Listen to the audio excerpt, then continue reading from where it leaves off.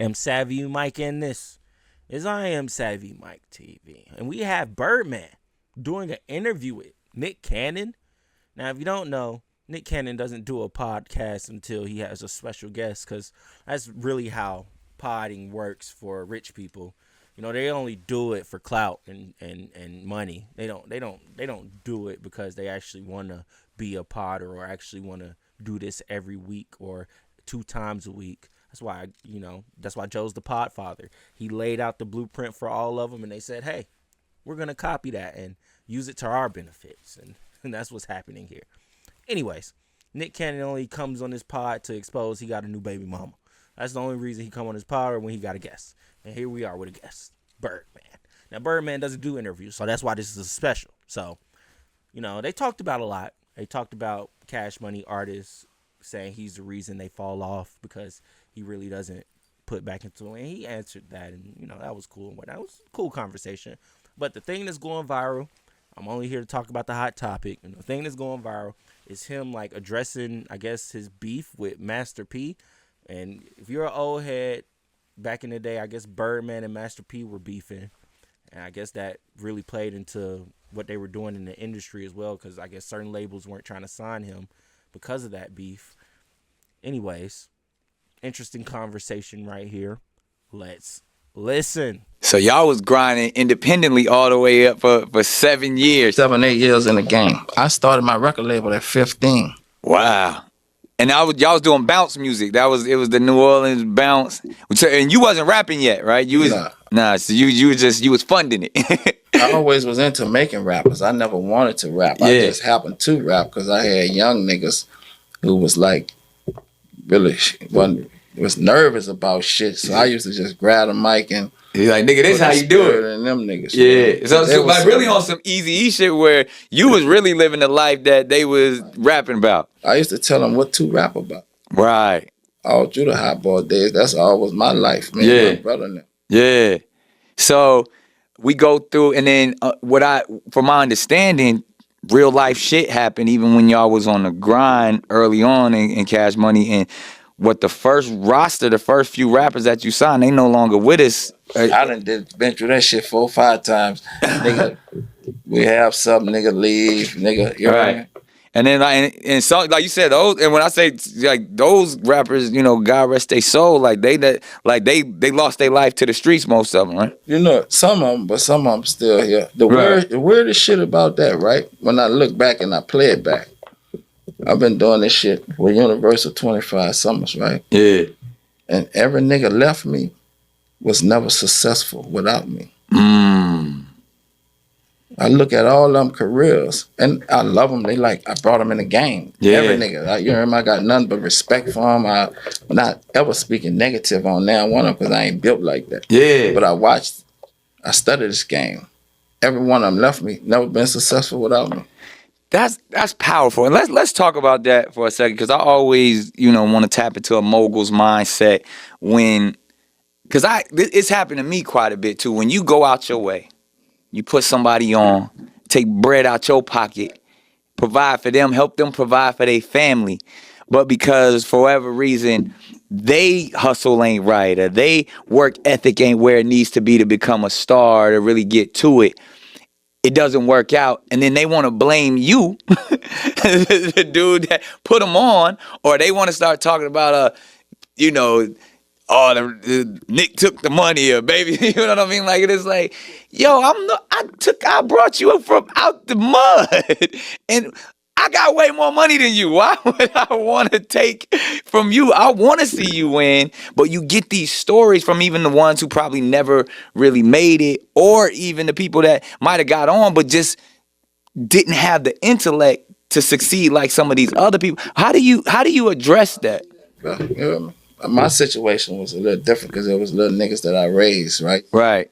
I always wanted to see the best for them. Yeah. But sometimes us as black people, we'll take the motherfucker, give us the hardship. There's something that go on every day in the music business, right? With a lot of companies. And it ain't the black people that. And another thing, Cash Money got a face to it. So anything be said about Cash Money is going straight Birdman.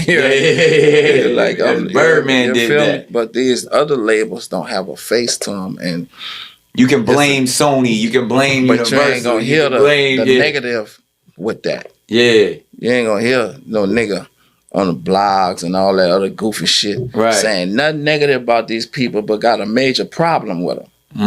You hear me? Shit ain't going right, but as soon as it's on the other side, a nigga gonna play it how a nigga gonna play it. But I can respect it all. Yeah. You know what I mean? I know I'm built for this shit. I know how to overcome it, override. I mean, you made a great point. Like, ain't nobody actually succeeded, once they left Cash Money. And then, like you said, ultimately they come back. Facts. That's big facts. Yeah. All of them that the situation have had all that shit in perspective. Yeah. And I never wanted to do it without them because I got so much respect for them. I practically raised them. Yeah. I brought them in this game, so I would like to always see them be successful in a game that we chose that is so motherfucking hard. Yeah. If you don't believe me, all you gotta do is try. Facts. Start your motherfucking record label and you're gonna see how real this shit really is. Real talk. Cash Money doing when P and No Limit was popping off. Honestly, I never heard of that dude. Really? Never. I knew him. I kind of knew him because he played basketball. Right. Birdman, stop the cap. Stop the fucking cap. Why is he capping right now? I never heard of that dude. My nigga, you ain't never seen Rap Snacks a day in your life and wondered I wonder who made these. He's capping right now. They definitely had beef. Now, like I said, I'm not an old head, so I wasn't around when they were beefing. So if any old heads want to, put me on game, feel free in the comments below. I don't know what the fuck problems they had, but was Master P from Louisiana? I don't know. Like I said, I really was a kid when, I was a kid when Romeo started, his son started popping off, when he started pushing his son career. I know of No Limit Entertainment, and I've heard their records. I've listened to Master P. Now, don't get me wrong, I've listened to his music, but when it comes to the beef that he was having, I didn't know him and Birdman had a problem. And that's AAU because sometimes our project was Shakespeare, there was Rosenwald, so sometimes that shit play together. Right. And a nigga really could ball. Yeah. Play. Yeah. I never knew him of no street shit. Not in the streets. Nah, so, we heard of it, but we was all young, but then they left and came back. I ain't understand this shit, cause I've been out here all this time doing this. I ain't never heard of this shit, but his wave came from the West Coast. Yeah, cause they was getting it popping in Richmond and all, It came from that way. Yeah, and I think that was smart, just based off of he had the South feel, he had the West Coast, and it was something new and something different. And at the time, what was unique about him, or to us, is he was independent on his own, getting money, and he had a unprecedented record-breaking deal. I forgot who gave him his deal.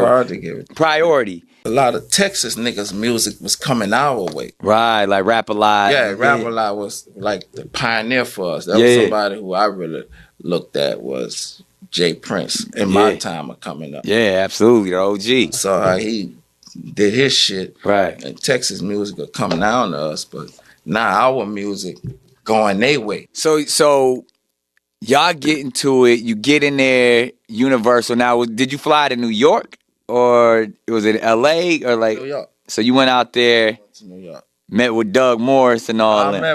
I met with other people. I met with, I think it was Warner Brothers, Sylvia Rome. Oh, okay.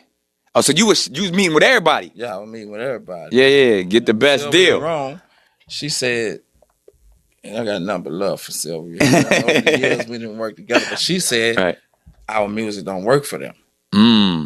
So we just left. I just walked out. Right. I went to Def Jam and met with Russell. Right. And Kevin Lyles. Right. This nigga Russell said he don't like our artwork. I'm like, this. I'm making millions of dollars a week, nigga. You don't like my artwork? You know, Russell's a legend. Like, Nah, we love him. We love. That's the OG. I walk clean out. Nigga Yeah. don't like my artwork. What about my music? Right. You don't care for the music? Right. So I left and I went to Priority. Right. Some weird shit here, right? Go to Priority. They fly us to California. Me and Slim, a couple of homies, we go out there. Nigga come in there and said, man, I'm sorry we can't do the deal. He said, cause Master P said if we sign y'all, he leaving. Wow. It wasn't enough room for more than one New Orleans nigga. I just jumped on a jet and went back to New Orleans. Was like, fuck it, we just gonna grind with it. And then Mel and Winton called. I said, this is my last trip. I ain't taking no more motherfucking flights to New York or California. Right. Fuck it, we'll thug it out. Yeah. I'm still making millions. They gonna come down here and fuck with me. I ain't going back. Right, right. And that was my last flight. Man, like I said, great podcast. Because for some reason, Nick Cannon was able to pull out like the origin story of Birdman. Because everywhere else he goes to sit down, it just be bullshit. But from here, look, we learned a lot, to be honest. And honestly, you know, Birdman as a businessman, especially as a businessman in the music business, is a fucking legend. I mean, put Lil Wayne on, put Drake on, put Nicki Minaj on. The whole Young Money is a label. Tyga, like, he introduced the new frontier of hip hop basically in the early 2010s and introduced us to Wayne, and like, fucking legend at the end of the day. Can't rap to save his life. can't rap to save his fucking life. But hey, like he said, we was telling them stories and telling them to go rap about it, and they were rapping their asses off. Not mad at it. Not mad at it at all. And look, he's a very rich man for it. He did it the right way. No RICO, no indictments. Like, think about it. This is what Big U wanted to be. This is what Shoddy wanted to be. This is what all these big gangster, big niggas, you know, in the gang community, they wanted to all be Birdman. But none of them could because they was too busy still dedicating themselves to the street life. Because at a certain point he went, enough of that street shit. I'm making way too much money making music. So I'm just going to focus on this. And look at what he did. Created a whole fucking empire for Universal. And they pay him handsomely every, 5-6 years to keep the masters. Like, hey, ain't mad at it at all. Anyways, let me know what y'all think about this conversation in the comments below. I am Savvy Mike, and this is I Am Savvy Mike TV. Peace.